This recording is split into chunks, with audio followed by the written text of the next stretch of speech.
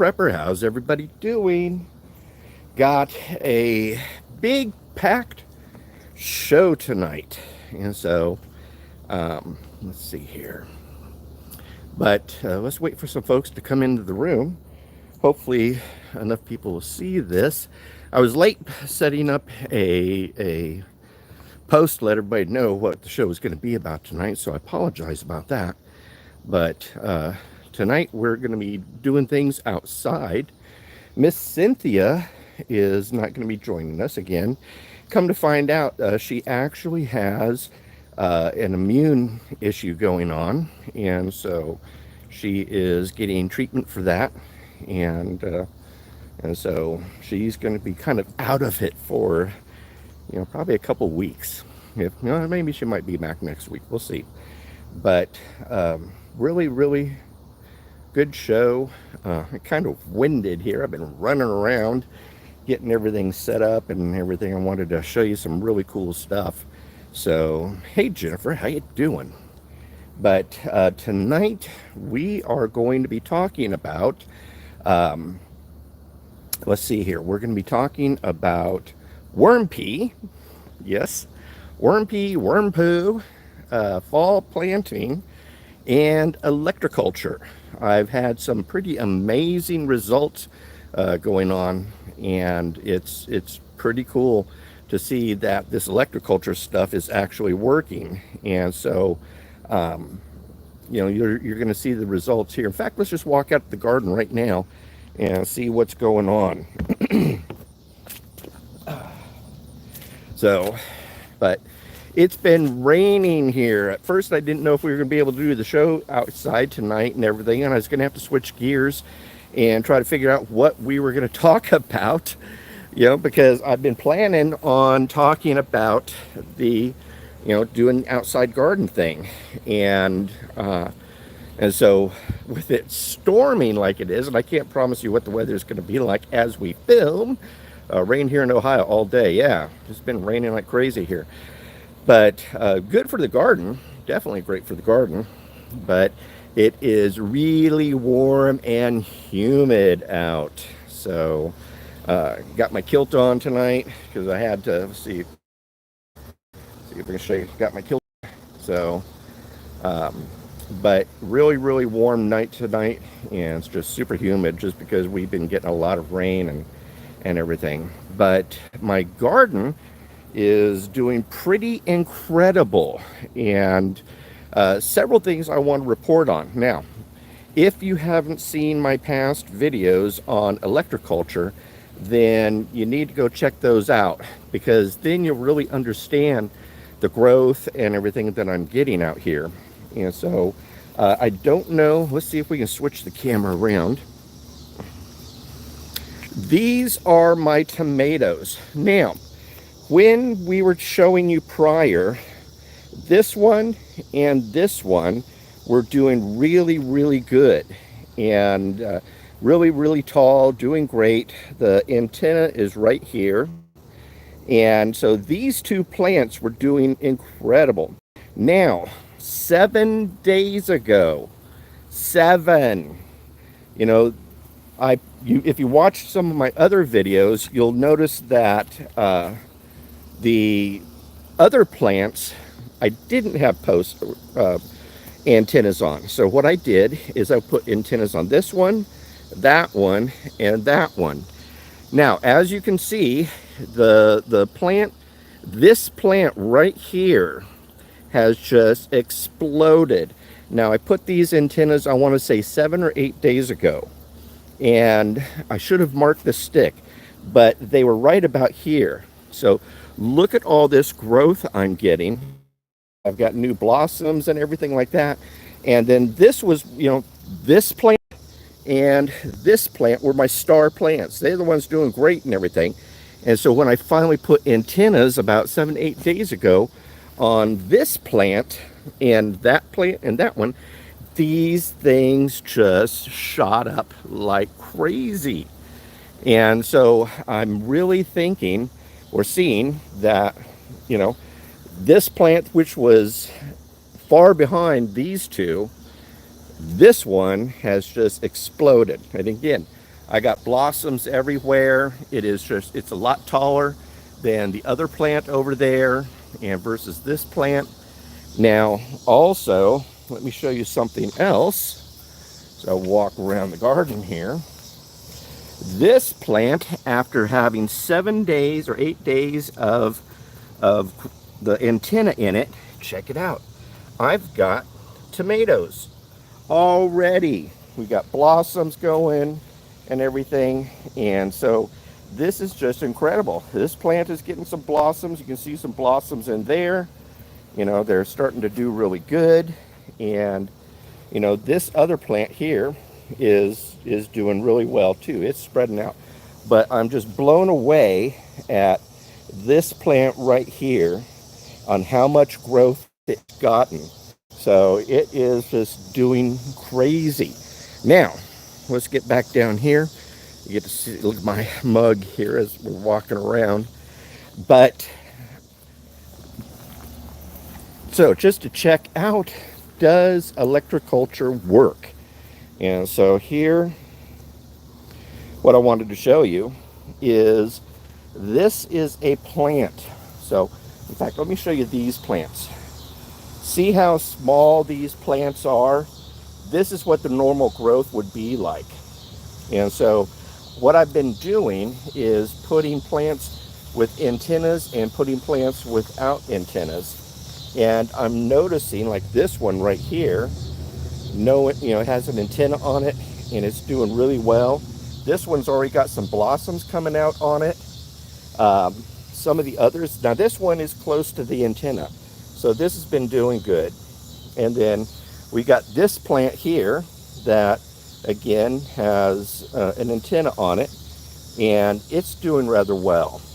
And so, but again, compared, let me see if I can zoom out, you can see this plant here is doing high. That plant is still kind of small, but that plant is grow. And then that one over there is really tall. And I planted all these plants at the same time. But you can see, and then here, this one, not only is it near to this antenna here, but it actually has an antenna on it. Now, another interesting thing here, let's see. Look at this is romaine lettuce that I planted 4 days ago. And it's, sprouting up next to the antenna.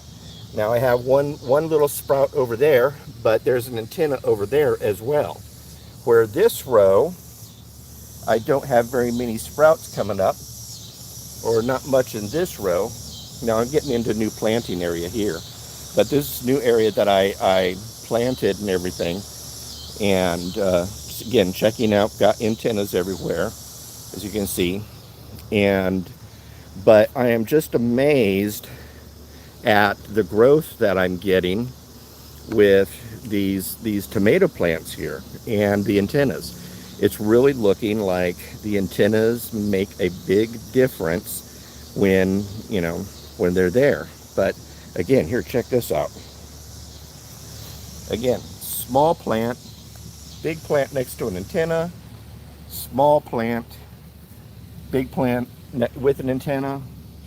And so these plants, I'm noticing that when they are next to an antenna or also have an antenna staked next to them, these plants are just booming and rocking. But I am just super amazed by these other plants that I've been experimenting with down here on how tall they have gotten. But again, just huge plants. And like I said, this one over here is already producing tomatoes, so you can see those in there, but already producing tomatoes after 8 days of having an antenna on it. And they were small, and not small, but they weren't as tall as the other plants. But when I stuck an antenna on it, all of a sudden it became super tall and started producing blossoms, and then also started to produce fruit. So incredible things going on, and just like, wow, man, these things are just booming out. So let me slip this onto the tripod here. Come on, get in here. So, alrighty. Now, I'm already hot and sweaty. It is so muggy out here. You would not believe it, but it is so muggy. So I'm going to switch out, and you're going to see me put on my bandana because I'm already sweating like a pig. So, but yeah, doing a costume change here. But incredible things going on here at the Mhor home. And okay, that's a lot better. But really interesting things going on. And I got that switched out. Let me show you some of the other things that we got going. Now, other things that if you're worried about getting a garden going and everything, now is the time to start planting your fall garden. And so what I've got here going is I have some broccoli, some Brussels sprouts, some cabbage. I'm trying out some cucumbers just to see if it will go well or not. And then also here, just trying this out. These are some zucchini or yellow squash, I forget. But again, I've got a little copper wire here, and these things have just been popping up like crazy. Now, interesting thing is that these are radish sprouts, and what I'm doing is I'm actually saving these as a radish sprout, and these things are mighty fine. These taste really good. Kind of has a watercress flavor to it and things, so something to think about. And so I ordered a bunch of radish seeds, which are meant for sprouting. And more people are starting to look into microgreens and sprouting and so forth. But that's what I'm doing here is a little experiment, just sprouting up some radishes, and these things rock. So this is my fall garden I'm getting going here, is getting these puppies ready, and again, getting them ready. And they're going to go out in that garden up there. See that garden up there? In fact, right there is going to be a lattice place where I'm going to do my cucumbers. And yeah, I know I'm doing cucumbers late and everything, but they did great all the way up to about October for me. But this is going to be my fall garden up here. And this is still my kind of summer, midsummer garden and everything. And then this box down here, we're gonna, fill it full of dirt, and that'll probably be my winter garden. And so we're constantly working on, producing and so forth. But another thing, I had a number of people ask me about worms, and we do our own worms here. And what I do when I am doing my garden and such, I will add worms to my garden, and I think it helps. It helps a lot and things. But I wanted to show you my worm pea, and so I've got. Let me switch the camera here. But this is worm pea, and I'm letting it just naturally evaporate so it concentrates down. But since the rains and everything, this is my bottom worm bin. And then this is my top worm bin where I have my worms and everything like that. And, so this is where I keep those guys. And I've been throwing like onions and stuff. You can see the onions are actually growing in here. But what I've done is with all the rain and so forth, we've been getting a lot of water and stuff. And that's how I collect my worm pea. So about once a week, what I do is I pour about a half a gallon of water when it is dry, not when we got rain and everything like right now, because the rain just naturally comes in and goes into the worm bin, and it filters through the worm castings and so forth. And then this dark juice that I have here is the result. And so That's concentrated worm pea, and you can see the lines here that I had, and I'm letting it kind of evaporate down and concentrate. But this is the raw product, and so this is what after a couple rains and so forth, and you can see, you know, it's just, you know, but this is you know, garden gold right here, and just really, really good stuff. But what I do is, and let's see here if I can actually show you what I do here. Get my camera, put this back on the tripod. Sorry, doing some technical difficulties here. I apologize for that. Come on, switch back over. But what I do is, this is my regular bin, and then all I'm doing is just adding it to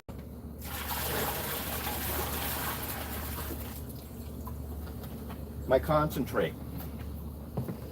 And then what I do is I just then take my worm bin, which has a lot of holes in the bottom of it. Oops.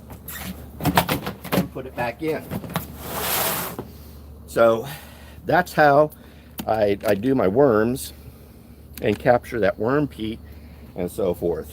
And it's, again, this is liquid gold, guys. And if you leave it open like what I've got here, all I do is let's go pull it off. All I do is, this is a garbage can lid that I keep on it, and so I'm getting some evaporation from it, but I'm not getting a lot of evaporation. And then here you can see that I've started bottling up some and everything. But this is what I've been doing to create my own fertilizer. And it's important to, you know, to start thinking about what are you going to do for fertilizer and such. And that way you have some. Oh, here's another thing I wanted to show you. This is another experiment. And again, I'm sorry about all the shakiness and weird camera angles and everything. But this is, which I'm going to be, this is banana peel. And save your banana peels, chop them up, and throw them in some water and let them sit there and kind of ferment for a couple days. These are a couple days old. And what I'm going to do then is kind of run this stuff through a blender, chop it up super, super fine, let it liquefy, maybe add even some more water to it and everything. And then I'm going to be adding that to the worm bin fertilizer as well. And so what bananas do is they give a lot of potassium to the soil, and it's really, really good, helps plants grow. They love it. And so I'm running a potassium experiment. But so those are kind of the things that I got going on here at the Mhor home in the garden, and just been pretty interesting, you know, getting all this stuff going, running all these experiments and stuff. It's been a blast. And then hopefully, you know, you've been following me. I didn't do a video yesterday because I wanted to do this today. But then I was going, oh no, man, because it's just like been pouring rain. And so, like I said, it's super, super humid right now. And it's super, super humid, super warm. And I've been sweating like crazy out here. So, but really interesting stuff going on in our garden. I am just blown away with all the growth that we've been getting with the electroculture. Come on. So, but the growth from electroculture has been incredible, and so we're seeing a lot of positive effects about that. But I'm really blown away by that one plant that is already producing tomatoes. And again, I only put these antennas on about 7-8 days ago. So, you know, these plants have just shot up like crazy. And it's just been just again amazing to me how fast this stuff is going, and that, folks, yes, electroculture does work. And so, um, but what else is? Tell you what, let me see here. I'm kind of fogging up because it's so humid outside. Let's see if we can take it inside here. So, come on in. Take it on in where it's cooler. And the dogs are barking in the background. But quick tour of the home. But no, a lot of things going on, and with our garden. There we go. Get some lights and everything. It was just too stinking hot out there, folks. So I decided to come on in. So, Freddie, be quiet. But sorry about this. This is kind of impromptu in what we're doing and everything. And I want to thank Cynthia for, handling the comments and stuff like that. But say hi to her, keep her in your prayers and everything. We found out that she has some sort of immune disease and things. And so, but she's been just knackered or tired and everything. But keep her in your prayers and stuff. So what else can I talk about? Do me a favor. Do you guys have any questions or anything like that? I was hoping that my garden spiel would be a little bit longer, but it is just so hot and humid outside. I decided to bring it in. But what else is going on?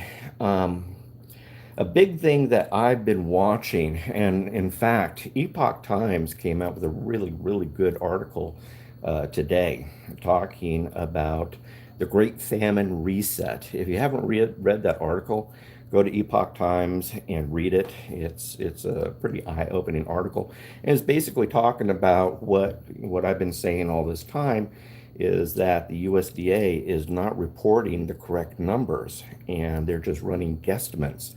And so with that, it's meaning that a lot of the food production of what they guesstimated is not happening. And so I saw Jennifer, what's your opinion on the troops called to Europe? I think that's a negative situation. What we've been seeing with this whole European issue is that we're seeing what I call project creep. So things have been slowly creeping up. We've been drawing lines in the sand, and every time we draw a line in the sand, it seems like we're then breaking that line or crossing that line. And so, at first we weren't going to supply them with anything or help them with any arms or help them with this, that, or the other. And so, but we've been crossing the line every time. And so it's just par for the course. And I'm not very in favor of our nation going to war. And so I think this is something that, let the European countries handle these things. And it says we would have done everything we said we wouldn't. Yep, exactly. Just what you said there, Jennifer. So I'm really concerned with all that stuff, and we're just, and then, if we're going to go to war over there in Europe, and then we also have China and Taiwan issue. Now, the interesting thing with those two things is, a lot of people said America can't fight on two fronts. Well, the European war would be a land war, whereas the Taiwanese war or the China war would be a sea war. So we could fight both of those battles at one time because we have the Navy resources and the Army resources. But could we fight two land battles at the same time? No, we couldn't. But if anything does happen, China does start going crazy or something like that, then yeah, we could be seeing some situations going there. But I'm not very, I don't think it's in China's best interest to do that, but they are trying other things. They've been talking or doing actually kind of covert ops and infiltrating universities and changing the mind of students and everything like that. So they're kind of doing a psyop war over in Taiwan, and so we've been seeing that take place. But um, but with Europe and everything, we're doing everything we said that we wouldn't, just like you said. And it's costing us money. And I think there's a whole bunch of things that can be said about that. And can't really say anything about that here, so, but just know that I don't agree with it. And I don't think it's a good idea. And it seems like this administration has been hell bent on getting us into something, which, I can understand why. Our economy is horrible. Our dollar is losing value every time. I was just checking Market Watch just yesterday, and the dollar is now sitting around 99.85, where at least we've been sitting at 103, 104. And so it's dropped. Because of that, we've been seeing silver start to go up. Silver's just hovering right around the 24, almost touching 25 mark. Gold isn't being too affected or anything like that, but silver has definitely gone up in price versus just maybe 2 weeks ago, where it was sitting somewhere around, I want to say 22.19 or 22.10. And so still a good time to buy silver, still a good price. I mean, $25 is still a good price. I think, silver, if you're looking for precious metals and everything, gold versus silver, I think silver is still a better buy. You're going to, just due to the gold silver ratio and everything that's taking place, it's a better situation. So, I would start again adding to the stack.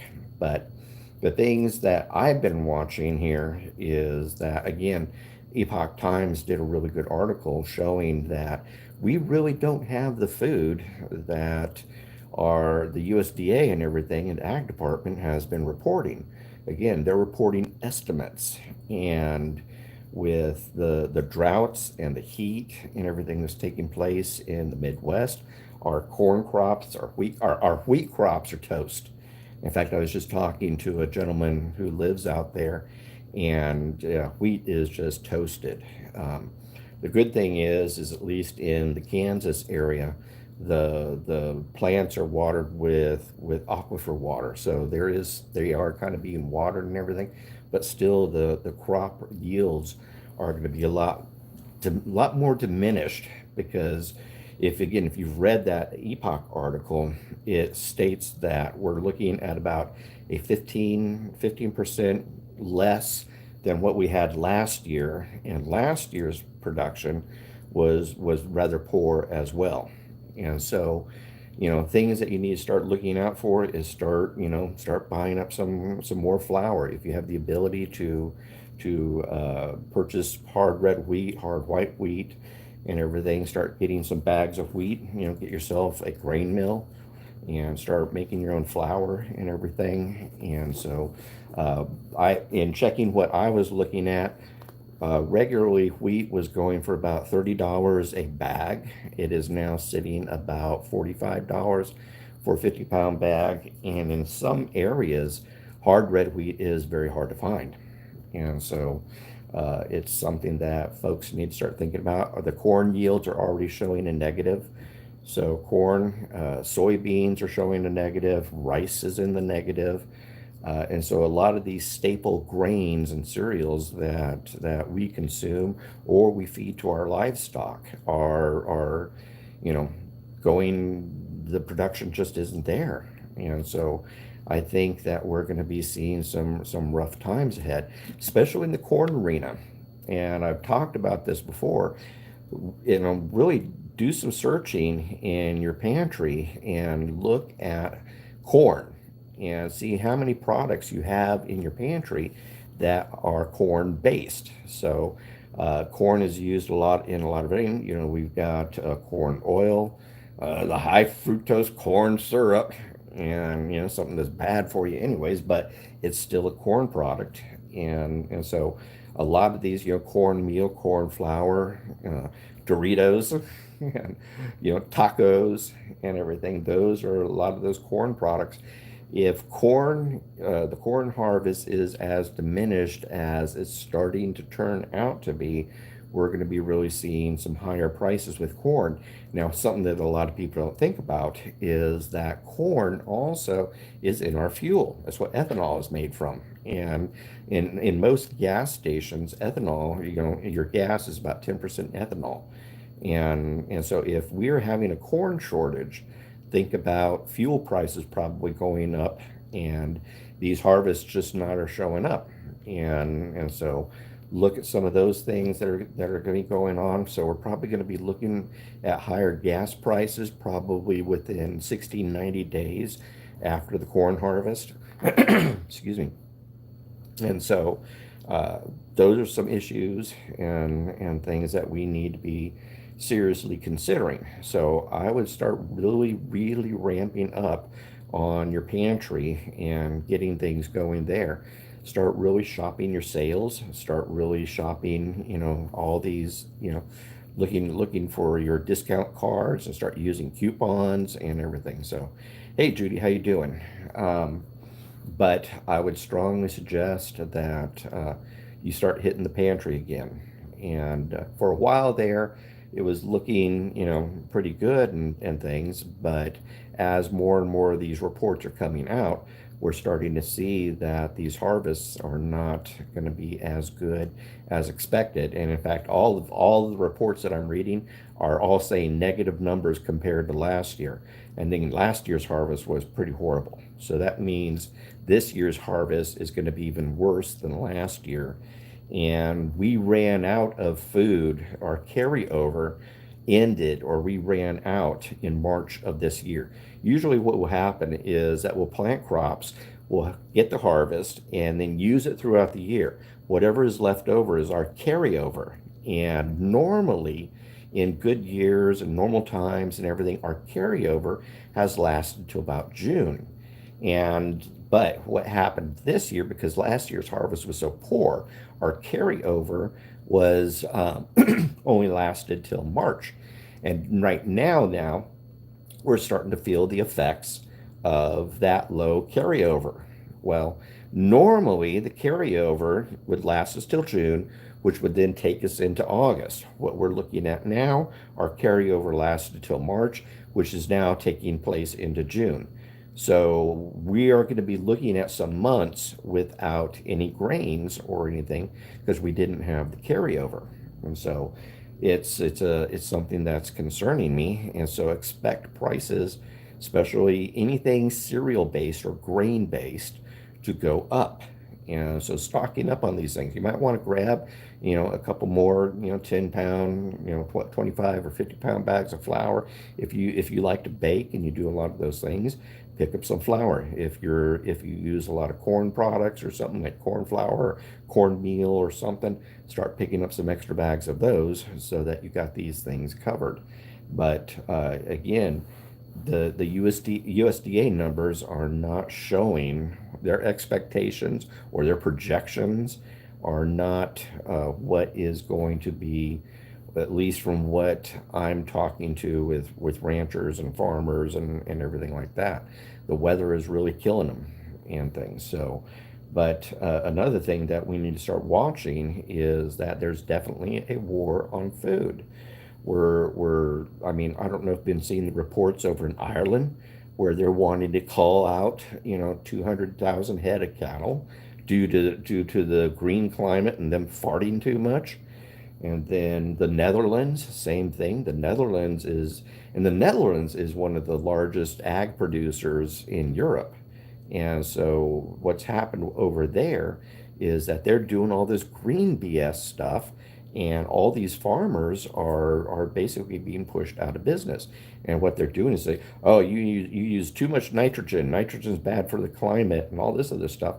And so farming is being attacked due to, green, deals and, this all green ideas and climate change and everything. And the same thing with the cattle. And again, Ireland's, up for destroying or killing, over 200 head of cattle. And so this is not a good thing. We're seeing a war on food due to climate change. They want us to start eating bugs. They want us to start, eating fake meat or, lab grown meat and all this other stuff. And I don't know about you, but we don't plan on doing that. Control the food, control the people. Exactly, Judy.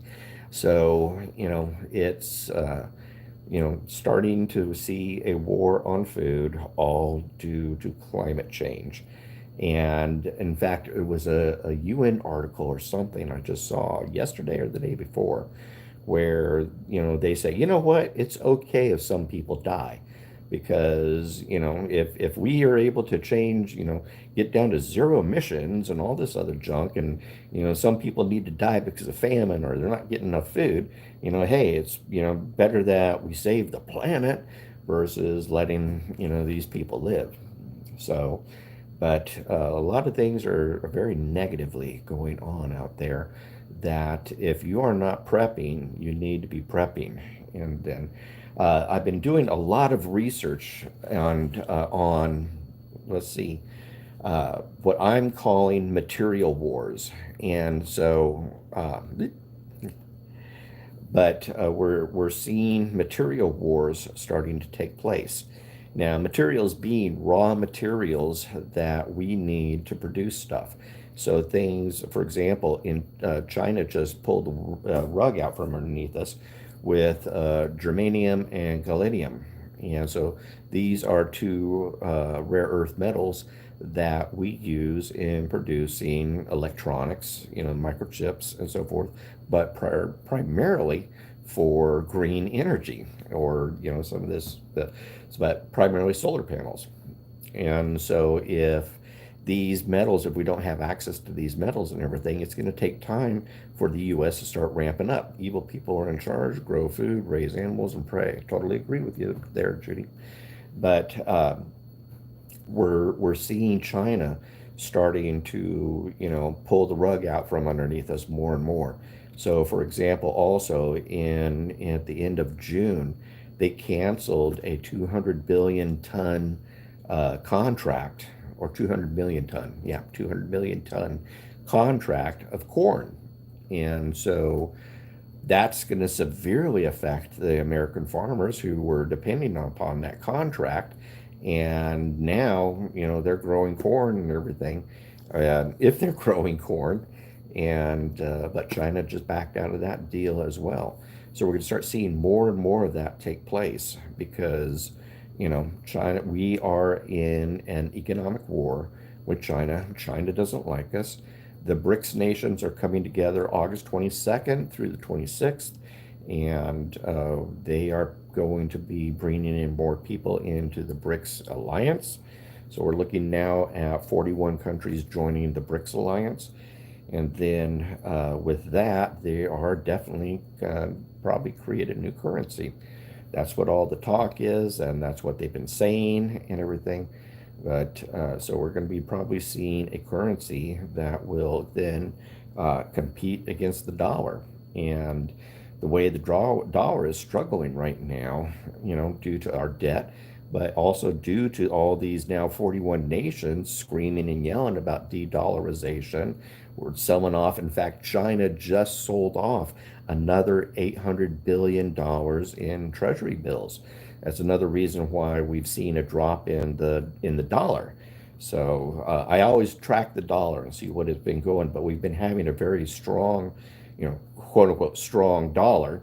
And it was sitting about 103, 104 a couple weeks ago. Well, last week, China dumped another $800 billion worth of T-bills, liquidated them, and so all those dollars came flooding back, and it dropped the value of the dollar. We're now sitting at 98.8, and so the dollar is worth 98 cents and 98 cents versus 103 cents and things. So yeah, okay, good, man, but not good for the dollar. And as more and more countries start liquidating their debt, or AKA T-bills or treasury notes, and everything, as they continue to liquidate those, all those dollars are going to come flooding back, and we're going to see the dollar's value drop more and more and more. And again, if this happens, then our dollar becomes, it's going to cost more. We're going to see higher inflation, and it's going to cost more to buy goods and services and everything. So, especially the pay part. Yep.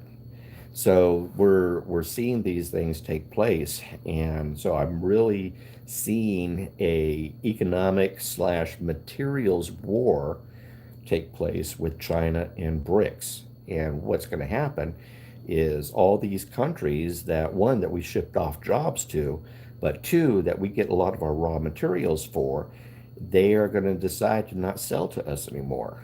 And so already Brazil is reneging on deals and not buying from us. China definitely is. There is talk of India doing some things. And so the BRICS nations, for those of you who don't know, it's Brazil, Russia, India, China, and South Africa. And a lot of people ask, well, why South Africa? Why is South Africa? They're such a small country. South Africa is probably the number one producer of gold and diamonds. And so they, for a country that's being rather small, they do produce a lot of gold, and then also other precious metals and rare earth metals and everything like that. So, but the BRICS nations are going to be probably waging economic and material war on the U.S., and they're going to just do that by not selling to us out anymore and basically locking us out of the market. So it's very concerning to me, and I'm really telling people now is the time to start, getting your ducks in a row and start producing and creating your own personal supply chain. And one of those things is growing a garden. One of those things, start growing a garden, start learning to hunt and fish, start learning to forage and know your local flora and fauna so that you have those things. Other things that you can do is start looking at tangible assets. Tangible assets being like garden tools or home building tools, hammers and saws and things like that. Other things being, kitchen tools. If you are on my email list and everything, I sent out on the Prime days, the Prime sales, a whole bunch of survival stuff and prepper stuff, and Prime deals. And so hopefully some of you took advantage of it. But one of those things that I posted was the Excalibur dehydrator, and it was sitting at 198 on day one of the Prime day, and then it was sitting at 202 on day number two of the Prime days. But I would strongly suggest that you start investing in these tangible assets. Now, things like a dehydrator. Dehydrator is great because not only can you preserve and, for example, Walmart maybe has a sell on Roman tomatoes. Go out and buy, 10 pounds and dehydrate them so that you've got the tomatoes. Take advantage of sales and everything. Also, if you're growing a garden, you have the means to preserve and take care of your harvest. But another thing that you can do is that dehydrator will also help you create items to barter with. Imagine, taking some of your stuff and creating, basically soups in a jar or meal in a jar. And these are barter items. That's a jar of food that you can take down to your farmer's market or some of your other local gardeners or so forth and so on, and use that as a barter item to get other stuff that you need. And so look at tangible assets that will help you, maybe even produce income. Not only are you using these things to take care of your family, excuse me, but you're also using these things to take care and create barterable items. And so someone mentioned to me sewing machines. And so a sewing machine, very good idea. Don't throw those clothes away that don't fit you. If you got kids, sew them up so that it'll fit the kids and everything. But sewing machines, you're going to be needing to repair your clothes. You're going to be needing to maybe augment or alter clothes and so forth. So, again, especially if you have kids. But These are tangible assets. Other things I'm telling people to do is look into junk silver and start, picking up, some silver dimes, start picking up, silver quarters, silver half dollars. And these are all what, 1964, 1965 coins that had, 40% to 90% silver. I'm a big fan of Morgan dollars. Those are great things to pick up as well. Ben Franklin half dollars, getting 90% silver. So start looking at these things, and if you can only afford one, go and try to make it where maybe every payday you go and buy some junk silver every time. And so look into those things and start building up your junk silver, because again, that's a good barter and trade item. Other things I've been telling folks about is look into apps. Nextdoor is kind of like Facebook for your neighborhood. And so Nextdoor is a great way to meet other gardeners, other people, other like-minded people, and you're able to then create, again, barter and trade, and even maybe you'd start developing mag groups or mutual assistant groups and things. Another one is Public Square. Public Square is getting ready to take on Amazon, and they're still working out the kinks and everything, but they're kind of setting themselves up as a conservative Amazon. And so start looking at Public Square. It's publicsquaresq.com, and Nextdoor is nextdoor.com. And then let's see, what is PrepperNet? PrepperNet is a really good organization. I'm on the advisory board for PrepperNet. They're probably about 100,000 strong nationwide, but all they are is preppers, and basically setting up the infrastructure for preppers to meet preppers and start doing training, start creating mag groups, start doing things like that. Really good. Now, kind of another thing that people have been asking me about is food. And two companies that I love. I love Oxen Farms and I love Thrive Life. Now, if you go to raymondmhor.com/shop, that is my personal Oxen Farms tracking page. You guys can use it as well, but this is how I track Oxen Farms. And if you're on my newsletter, my free newsletter, I'm always sending out buy alerts. Hey man, this thing's on sale, that thing's on sale. And the thing with Oxen Farms is that they're only on sale for about 24 or 36 hours, and then they pull them. And so if you're able to take advantage of the sales, you'll make some great deals on these sales. And so I'm always sending out buy alerts whenever I'm doing that. But this is the same thing that you can do. You can go to my raymondmhor.com/shop and track Oxen Farms for yourself too. And all you do is I got all the Oxen Farms stuff there, and you can see what prices are what and things. And so it's a great way to get some great deals on Oxen Farms. And another one is Thrive Life. Thrive has been around for a long time. I consider them the Cadillac of food. A smidge pricey, but the food is excellent. Everything's U.S. made, homegrown. Same thing in Oxen Farms. Oxen Farms, I know Mark Augustin. He's the CEO of Oxen Farms, and again, all American. And so, no concern. In fact, Oxen Farms has some of the best milk out there. So if you're looking for milk, get Oxen Farms milk. It's the greatest.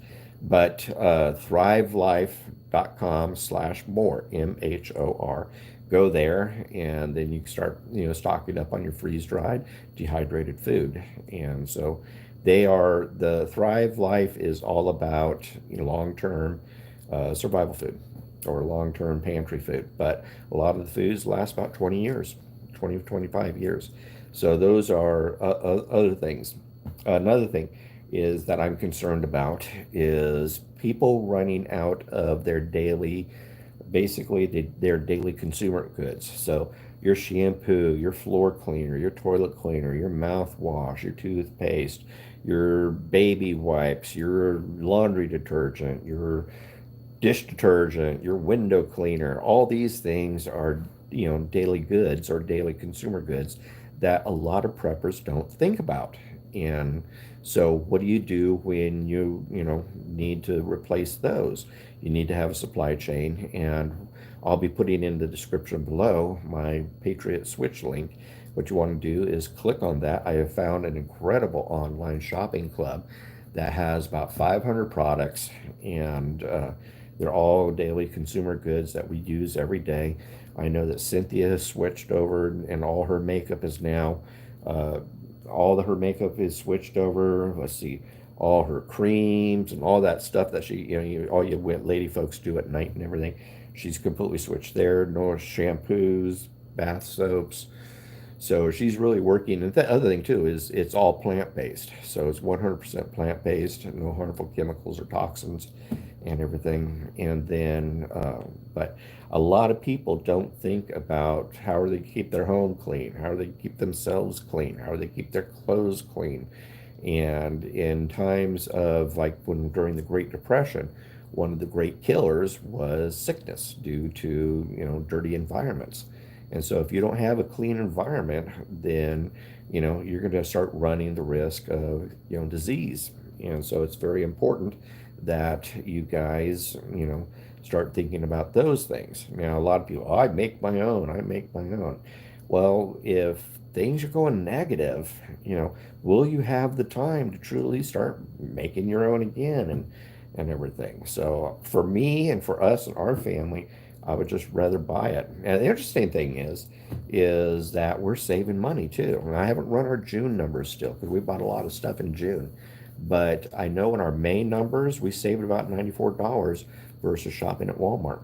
And so a lot of the products are great. They smell great. They really, really work.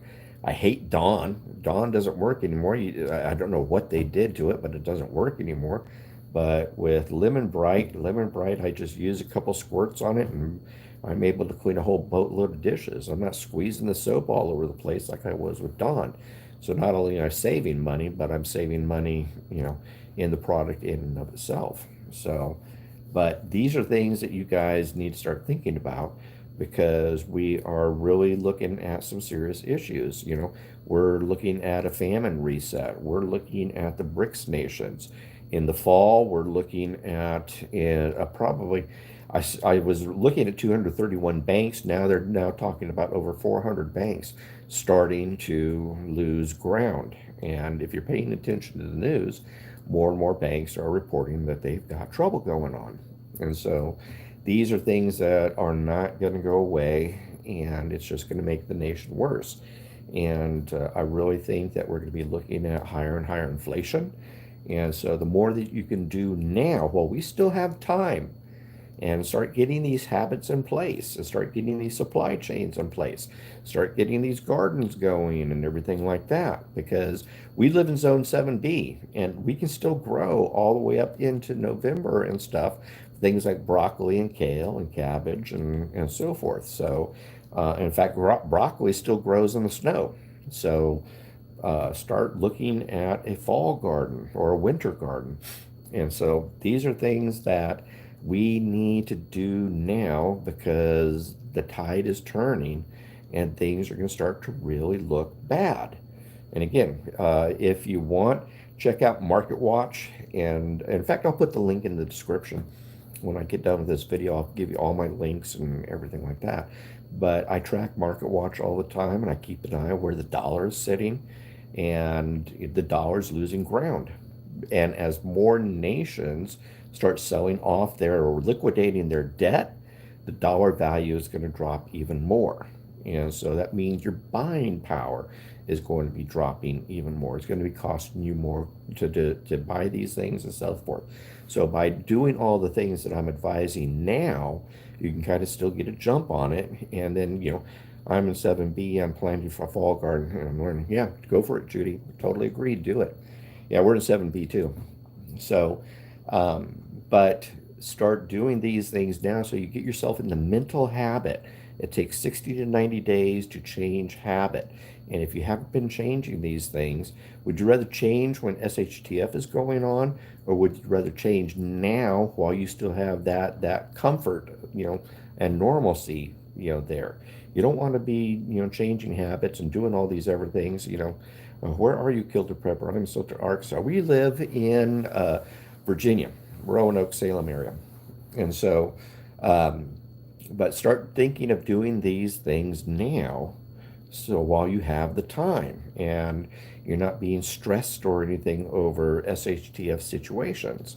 I'm really expecting BRICS to throw the hammer at us. And, a lot of the nation has not woken up to BRICS yet. And so once they create that new currency and stuff, we're going to see a lot of, oh man, a lot of stuff go down. And so I'm really urging you folks to really put a lot of these things in place and everything. And so look into your garden, look into tangible assets, look into junk silver, look into those websites that I talked about, look into, click on my Patriot Switch link and learn what we're doing in the shopping club that we're joining. I cannot talk about the shopping club. I can't say the name because I'm an influencer. It's one of those rules they got. So I can't say the name because they use word of mouth advertising, which is one of the ways they keep their prices so low. But click the link and I'll email you and I'll send you a text. My emails are showing up in spam. So if you hit my Patriot Switch link and you fill out my little form, I get it in about 15 to 24 hours.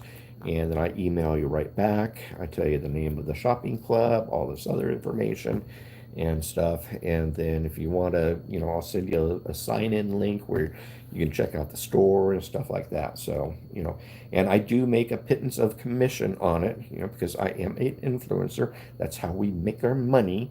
I make money from Amazon. I make money on Thrive. I make money on Oxen Farm. So it's not like we're rolling in dough here, but that's how we do, make our commissions and stuff. So besides buying my books, buy my books. So, but anyways, we're sitting here at 56 minutes, almost coming up on the hour. So rather interesting time tonight. I was expecting spending more time out in the garden, but it is yucky weather out there. And so super hot, super humid, and it was starting, in fact, it's raining again. So glad we pulled it in. But again, it's a lot of fun. Look into Electroculture. Electroculture is happening. It's working with my garden big time. I am just blown away daily I'm seeing in growth and production and everything. I mean, I'm seeing more tomato blossoms on my plants now at this time of frame than I have last year. Last year, my tomato plants sucked. They didn't produce very much. This year, I'm just amazed at the growth and everything that we're getting. And so check into Electroculture. It's working. Check into, buying some or getting some worms and creating your own fertilizer, because fertilizer is another thing that's going up in price and is another thing that's going to be harder to find. So start creating your own worm, your own worm fertilizer. Save your banana peels, stick them in water, and then run it through the blender and pour it in with your worm pea. That's what I'm doing. And so banana peels, put off a lot of potassium, which the plants love. And so look into that and things. But yeah, rather interesting show. No script. It's all just coming off the top of my head and everything like that. And everything. So, but that's everything, folks. If you have any questions or comments, or again, put them down below in the descriptions or in your comments below, and then I'll be glad to get back with you and everything. But again, check those things out, get your garden stuff going. Click my Patriot Switch link and find out how we're saving money at the online shopping club. And gosh, what else? That's about everything I can think of. So, Raymond Mhor, Kilted Prepper. And so we'll see you. Goodbye. God bless and Kilton.